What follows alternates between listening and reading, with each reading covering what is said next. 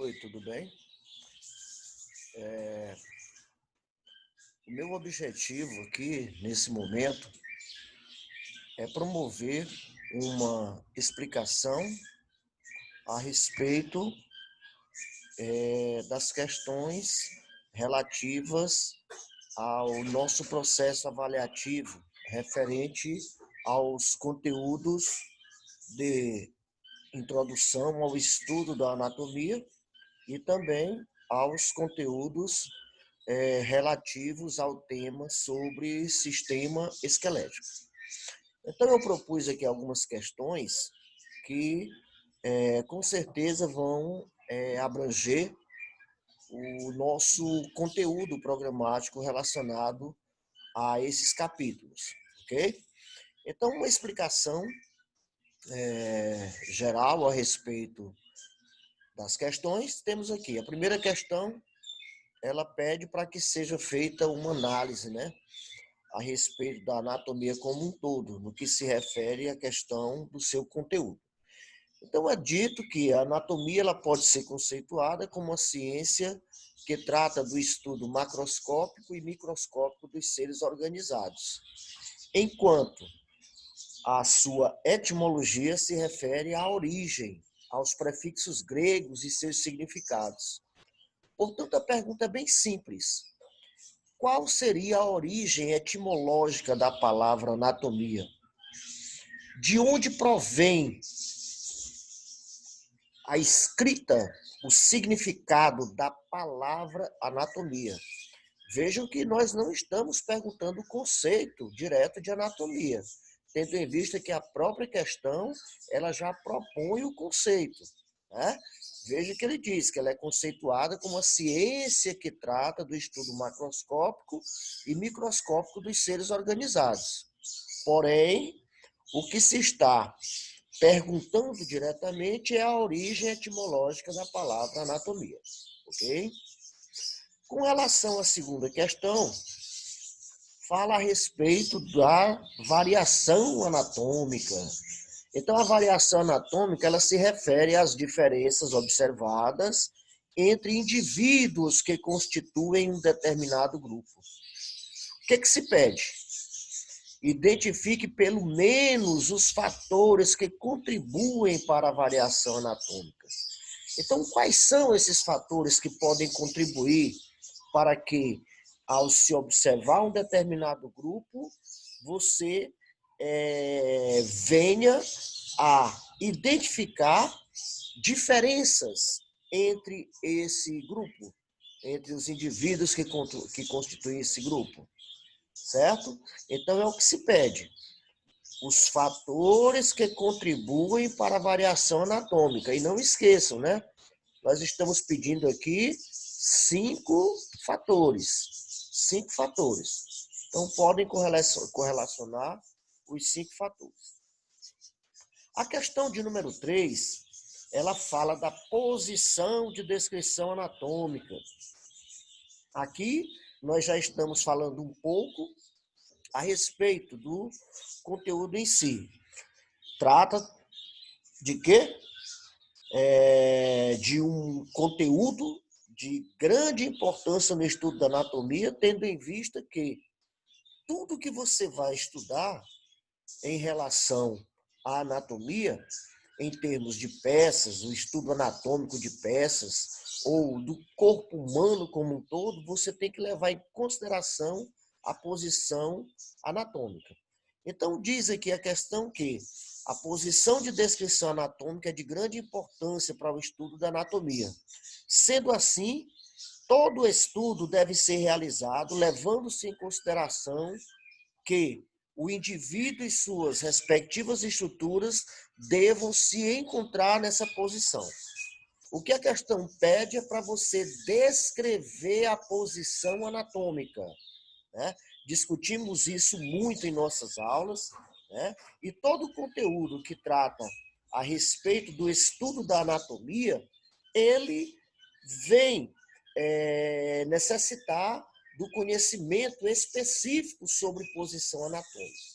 Então, faço uma descrição bem pormenorizada posição anatômica, para que a gente possa se utilizar desse conhecimento para o estudo anatômico de constituintes do nosso corpo humano, assim como também para descrever algumas funções relativas às articulações, bem como os movimentos que são desempenhados por determinadas articulações, como é o caso das articulações sinoviais, por exemplo. A quarta questão, ela trata dos planos de delimitação. Vejam que é uma pergunta bem direta, né? Observem que ela se encontra subdividida em dois momentos. Quais planos delimitam o indivíduo que esteja na posição anatômica? Certo? Esse seria o quê? O primeiro momento. Quais? E o segundo momento é onde ele pede para que você descreva esses planos. Descrever significa dizer onde que ele fica localizado. Por exemplo, certo?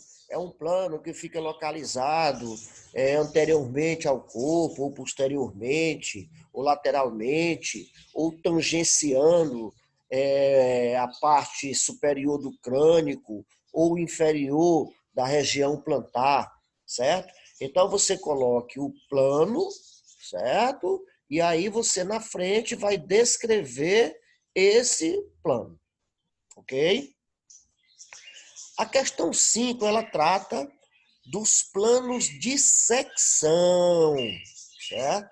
Não esquecer que os planos de secção são aqueles planos que se encontram cortando, seccionando o corpo em partes direita e esquerda, anterior e posterior, superior e inferior, certo? Que é diferente dos planos de delimitação, que são aqueles planos que delimitam o corpo, né? Delimitando o corpo, se lembrem da nossa analogia com um indivíduo colocado dentro de uma caixa, né? Os planos que delimitam são aqueles que estão fora do corpo. E os planos que seccionam são aqueles que passam pelo corpo ou por estruturas que constituem esse corpo. Ok? Questão de número 6. A questão de número 6, ela já se direciona para o estudo do esqueleto, onde nós vimos que o esqueleto ele pode ser subdividido em esqueleto axial, esqueleto apendicular e cinturas. Sendo assim, a questão 6 ela diz: o esqueleto axial ele corresponde às estruturas que compõem o eixo mediano do corpo, enquanto que o esqueleto apendicular ele é constituído pelos ossos que formam a parte apensa, né? Aquela parte que se movimenta, representada pelos membros superiores e inferiores. Já as cinturas ou símbolos, né, são subdivididos em pélvica e escapular, são os meios de união entre os dois tipos de esqueleto relatados anteriormente.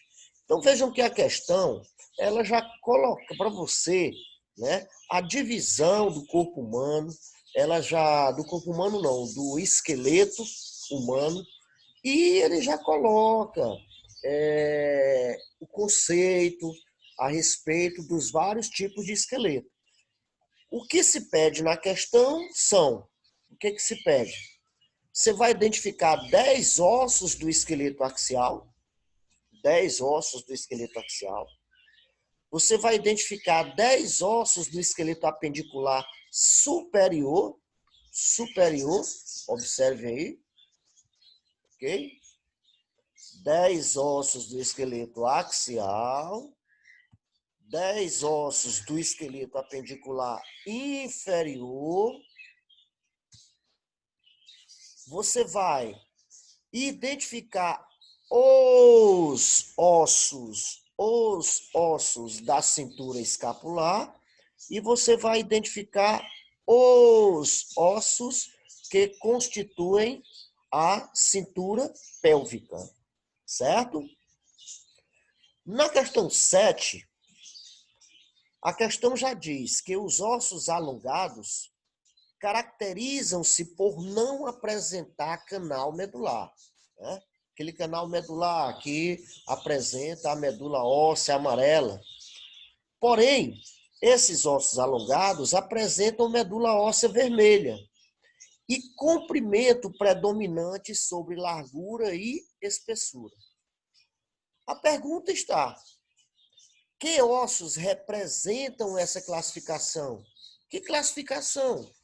De ossos alongados, ok? Quantos são esses ossos? Quantos são? E como eles podem ser classificados? Como eles podem ser classificados? Veja, primeiro você tem que ter o conhecimento do que são os ossos alongados, certo? E, no caso, a pergunta está relacionada a que ossos representam essa classificação. Quando você identifica os ossos que correspondem a essa classificação de alongados, que no caso são um grupo de ossos que estão localizados, vou dar a dica aqui, é claro, na região torácica, ok? E aí você já vai identificar quais são. E eles recebem uma classificação. Eles recebem uma classificação.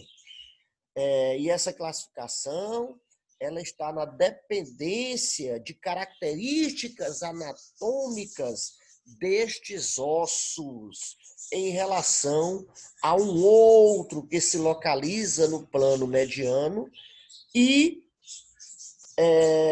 seria um meio de comunicação com esses ossos de que nós estamos falando.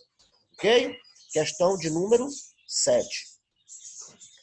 A questão de número 8 diz o seguinte: os ossos que constituem o esqueleto do nosso tornozelo são classificados como ossos curtos. Ossos curtos.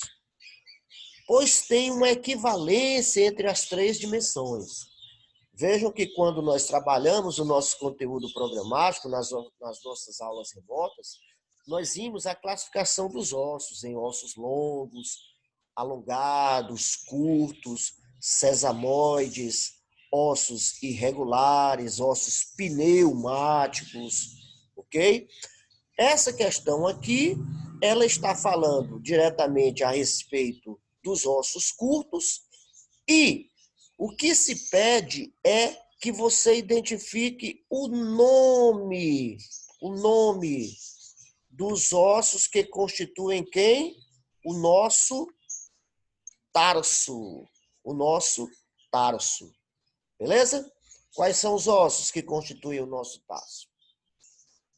A questão 9. A questão 9, muito simples, trata a respeito também da classificação dos ossos. E ela diz: existem ossos presentes na região paranasal, que apresentam cavidades recobertas por mucosas e que contêm ar, e são denominados de ossos pneumáticos. Então vejam que a questão ela já dá um conceito do grupo de ossos de que ela está fazendo uma menção no momento, e o que se pede é que se dê exemplos de 5 ossos pneumáticos. Você vai exemplificar, você vai dar o nome de 5 ossos pneumáticos. Certo? A questão de número 10. A questão de número 10 diz: os termos proximal e distal são utilizados para designar estruturas que se encontram mais próximas ou distantes de um ponto referencial. que no caso dos membros seria representado, por exemplo, pelas suas raízes, o ombro e o quadril. O ombro em se referindo ao esqueleto apendicular superior e o quadril referindo-se ao esqueleto apendicular inferior. A pergunta é: quais os nomes dos ossos que constituem a carreira proximal? E, no segundo momento, quais os nomes dos ossos que constituem a carreira distal de onde? Do carpo. Certo? Então, você tem aí, coloca aqui, ó, divididozinho, carreira proximal do carpo, quais são os ossos, carreira distal do carpo, quais são os ossos. Peço a vocês que não esqueçam daquela dica que eu coloquei, para que toda vez que nós formos trabalhar com os ossos que constituem as carreiras proximal e distal do carpo, primeiro, leve em consideração inicialmente a carreira proximal e, em relação à posição anatômica, eles devem ser evidenciados do plano lateral para o medial. E você agora, na carreira distal, novamente retorna e inicia do primeiro osso localizado lateralmente, partindo para o medial. Ok? Então, vejamos aí, né? É uma avaliaçãozinha bastante simples e eu espero que não fique nenhuma dúvida depois dessa nossa apresentação e que qualquer outra dúvida que surgir, ou se surgir alguma outra dúvida, que vocês entrem em contato comigo através do nosso WhatsApp, do nosso grupo, para que a gente possa sanar essas dúvidas referentes a essa nossa atividade. Ok? Tenham uma boa sorte e um grande abraço a todos.